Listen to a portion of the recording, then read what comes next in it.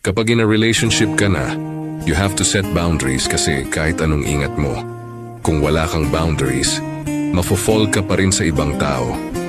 Yes, mahal mo partner mo, pero without boundaries, there is a possibility to get attracted sa ibang tao. Kaya you have to remind yourself to stop being close sa hindi mo partner. Huwag na huwag magko-confide sa hindi mo partner. And ang problema niyong mag-partner sa inyo lang dapat yan. Minsan di mo mapapansin na nagiging comfortable ka na sa ibang tao. Yung tipong kwentuhan lang at tawanan, pero unti-unti ka nang nagiging emotionally available.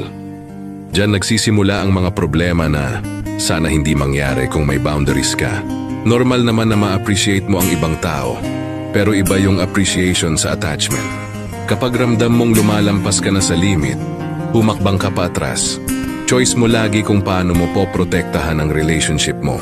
Remember, hindi lang pagmamahal ang nagpapatibay ng relasyon kundi disiplina.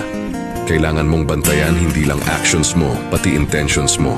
Kasi minsan doon nagsisimula ang unfaithfulness sa maliit na bagay na pinabayaan. Communication is the key, pero may limits iyon kapag opposite sex or someone na pwedeng makaapekto sa relasyon mo. Hindi lahat ng problema dapat ikwento sa iba, lalo na kung partner mo ang involved. Mas maganda pa rin na kayong dalawa ang mag-aayos. At the end of the day, loyalty is not just about avoiding cheating. Loyalty is choosing your partner every single day, kahit may temptations around you. Kaya set your boundaries and protect your peace and your relationship. Kapag